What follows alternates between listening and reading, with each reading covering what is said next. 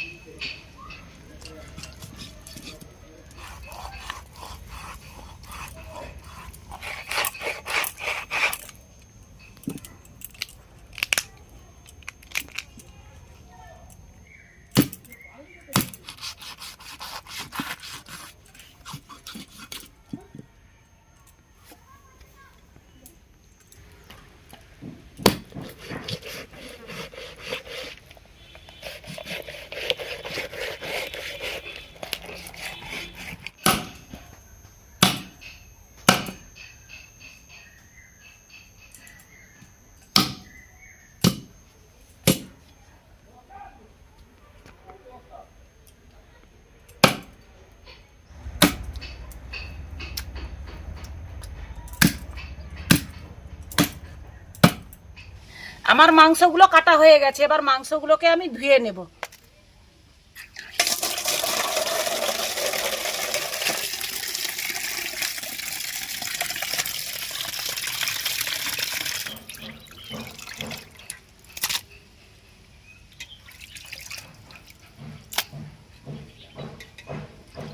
আমি কিন্তু মাংসের মধ্যে সব মশলাগুলো একসঙ্গে মাখিয়ে নেব। তার জন্য আমি পেঁয়াজ বেরেস্তা তৈরি করব। কড়ার মধ্যে বেশ কিছুটা আমি সরষের তেল দিয়ে দেব। তেলটা গরম হয়ে গেছে, আমি পেঁয়াজগুলো এবারে ভেজে নেব।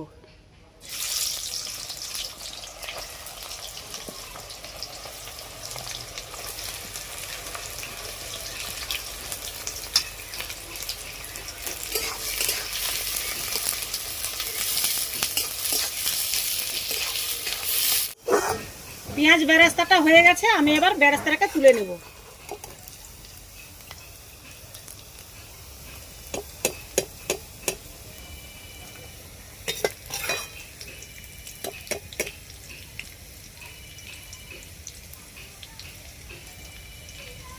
পেঁয়াজ বেরেস্তাটা আমার ঠান্ডা হয়ে গেছে, এটাকে আমি এবার বেটে নেব কিছুটা।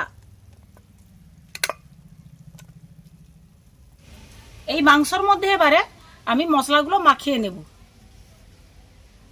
পরিমাণ মতো লবণ দিয়ে দেব, হলুদ, কাশ্মীরি রেড চিলি দিয়ে দেব 1 চামচের মতো, কিছুটা বাটার,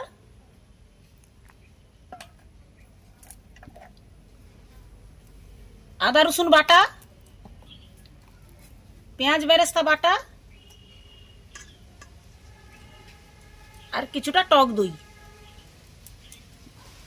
এবারে ভালোভাবে এটাকে আমি মাখিয়ে নেব।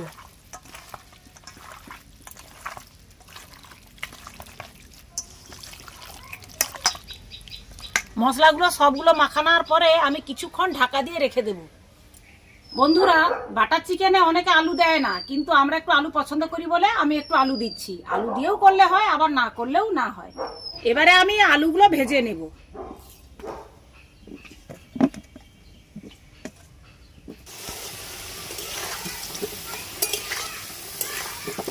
আলুগুলো আমার ভাজা হয়ে গেছে, এবার আমি আলুগুলো নামিয়ে নেব।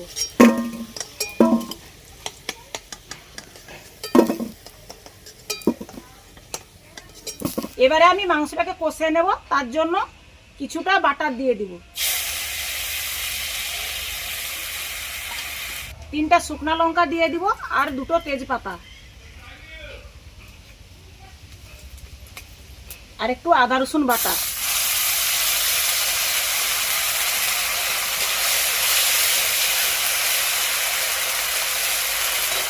দিয়ে দিব একটা টমেটো কুচানো,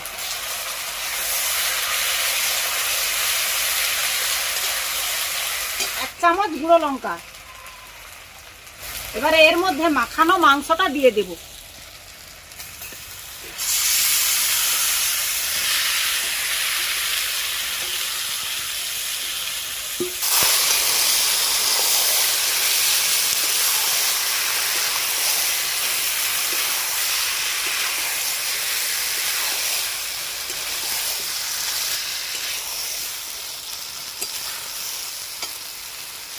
ঢাকা দিয়ে দিয়ে 10 মিনিট আমরা মাংসটাকে কষিয়ে নেব।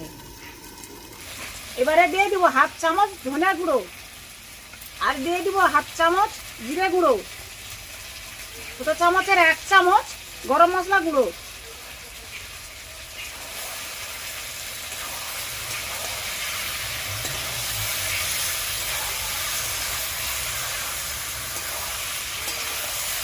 বন্ধুরা একটা জিনিস কিন্তু দেখতে পাচ্ছ তোমরা, আমি ওখানে মাংস কেটেছিলাম, সেই মাংসের টুকরো একটু পড়েছিল, পাখিটা কিন্তু নিয়ে গিয়ে মাংস খাচ্ছে।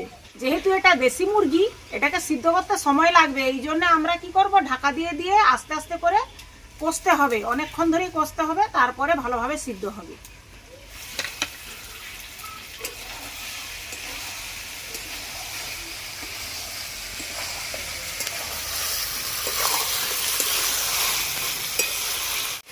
এইবারে মাংসের মধ্যে আমি আলুগুলো দিয়ে দেব।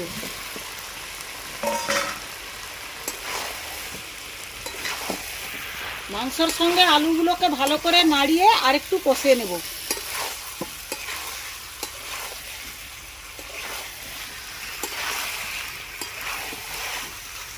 মাংসটা আমার ভালোভাবে কষানো হয়ে গেছে, আমি এবার পরিমাণ মতো মাংসের মধ্যে জল দিয়ে দেব।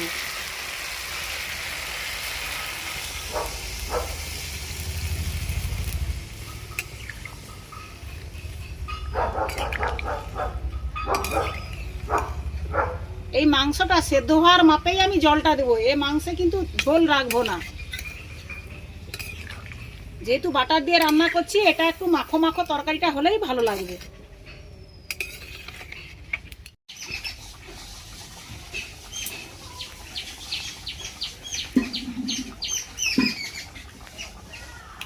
এবার আমি মাংসের মধ্যে ধনেপাতা কুচানো দিয়ে দেব।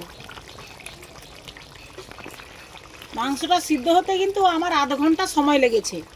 আর দিয়ে দেব এর মধ্যে পেঁয়াজ বেরেস্তা, এটা বাটা নয়, এটা এমনি ভাজা।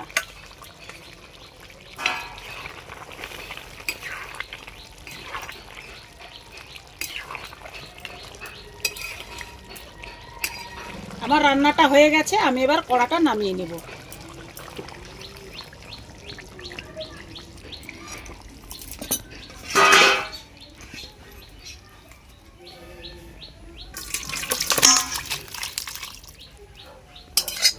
তো বন্ধুরা, আমার তৈরি বাটার চিকেন। তো এইভাবে চিকেন যদি তোমরাও বাড়িতে রান্না করো, খুবই ভালো লাগবে। আমি একটু ভিন্ন ধরনেরই রান্না করতে পছন্দ করি। মাংস মাছ একটু আইটেম পাল্টি দিলে কি হয়, আমাদের বাড়ির সবাই লোকের পছন্দ হয় খুব খেতে।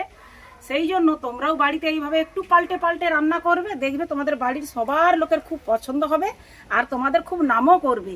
একটু চেঞ্জ করে করে রান্না, একঘেয়েমি রান্না কার ভালো লাগে, কারো ভালো লাগে না। তো এইভাবে তোমরা বাড়িতে রান্না করবে। তো তোমাদের সঙ্গে আবারও দেখা হচ্ছে এক নতুন রেসিপি নিয়ে।